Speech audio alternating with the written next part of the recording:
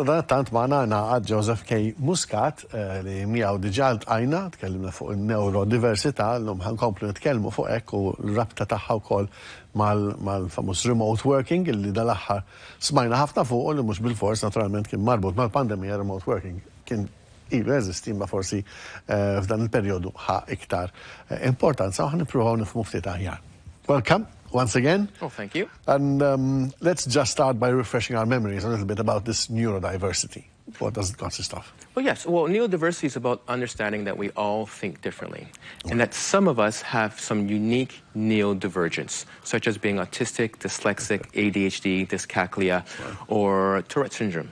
Okay. So this is, again, these are terms we're used to as, let's call them conditions or what.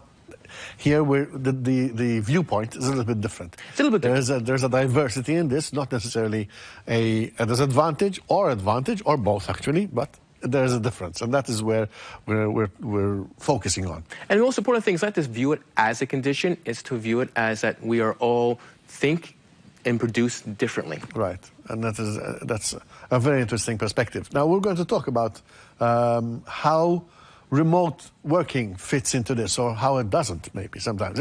Let's start by the fact that remote working is not something which was born with the pandemic, but it was many people did before work remotely, not as a necessity of the pandemic, but even before as a practice. Of course, when you talk of the pandemic now, it became more important. More mainstream. More mainstream. Okay. And again, maybe by using this term mainstream, then we'll understand that for neurodiverse, it could pose some challenges or maybe some advantages. I don't know. Tell me. Well, let's take a look at the workplace in general. Right. I mean, when we take a look at the workplace prior to the pandemic, there are sufficient research that shows that the reality of the workplace was broken. It wasn't working. And what the pandemic actually did was expose a light onto the areas where it is broken. Okay. Where in this particular case, remote working. Right. Now, when we take a look at those particular conditions, we can see, in particular for neurodiverse talent, there were a number of obstacles. Okay. So we take a look at the aspect of the workplace would say that's not company policy, that it's too expensive, or that, frankly, you just want to get paid for not working. Yeah. The pandemic blew those arguments out of the water. Yeah. This just wasn't true. I see. So it's all about, one, are we creating the proper conditions for people to be able to work and be productive and be successful? Right. And when we take a look at those arguments, we see that there's a lot of gray areas, such as the one I mentioned in regards to the resistance. So what are some of the gray areas that we need to examine? So starting off with, one, are we creating the proper environments? Second of all, many neurodiverse individuals, in particular the autistic community and ADHDers, have been advocating for quite a number of years prior to the pandemic for remote working, but we face those kind of resistance. And the reason why they were asking for those conditions is because of noise, environment, people talking, frankly causing interference with their ability to focus and concentrate and to be able to perform effectively. Right. So whereas when they're asking for remote working, they're asking to be able to work from home or in better conditions where they can perform more effectively. So once again, it's coming back to creating the right environments. Right.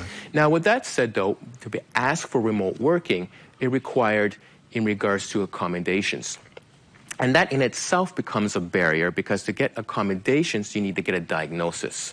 So when we think about getting a diagnosis, that means either A, you have to prove that you are a particular neurodivergent, so in this case, ADHD or autistic, yes. Or that you may not have known that you have a particular neurodiversity, and then you have to go through the process of getting a diagnosis. And that in itself can cause a trauma for individuals of reliving particular circumstances or coming to terms with them being neurodiverse. And we also have to remember that not everybody has access to health care like we're accustomed to. So, for example, you could be a 30-year-old or 50-year-old individual who goes and gets diagnosed, and then now we enter some more gray areas where, one, the diagnosis only goes up to the age of 12, maybe 15. So you're now an adult, but you're being rated at a 12 or 15-year-old level. Because because it was seen as a childhood issue rather than a lifelong adversity, the testing hasn't gone beyond adulthood. And then you have to present that to the workplace. And as soon as you present it to the workplace, there's now that fear, because now the workplace in stigma is going to start seeing you differently. Yeah. So as a result, neurodiverse individuals may get their tasks allocated to someone else. They may get denied for a pay raise or promotion. They may end up being unemployed because of their disclosure and asking for accommodations. So when we take a look at all those gray areas, it caused a huge barrier to be able to work properly or get access to remote work. I see. And when we took a look at remote working, that falls underneath the umbrella of universal design. I see. So, now this is we're talking here clearly about employment, of course. So it is a matter of the employer understanding the situation, no, and Yes. And how to facilitate the working environment for the individual to the benefit of the employer. Because here, this is, correct me if I'm wrong, this is what we're trying to get at here. Yes. This is not just accommodating a deficiency, but this is accommodating to get the best out of this employee. Absolutely. And that goes back to what I said earlier about creating the right, proper work environments where individuals can be more productive. So it becomes a win-win situation. You're creating a proper environment where the employee can work and be more productive, and as a result, the employer is getting a more productive employee by creating that right and proper environment. But with regards to remote working, we're talking of people working from home. Should the employer be concerned about the working environment at home, or should he or she contribute towards it or assess it in some way? There will always be a degree of concern about home, because obviously there might be outside distractions, particularly if you have kids or you need to run a particular errand. And whether they can facilitate certain areas, absolutely should be able to facilitate when and where and how that is appropriate. Right. Let's take a look from the autistic perspective. As I said earlier, autistic individuals have been advocating for quite a number of years for remote working. Why? Because when they wake up and walk to their office, they're at 100%.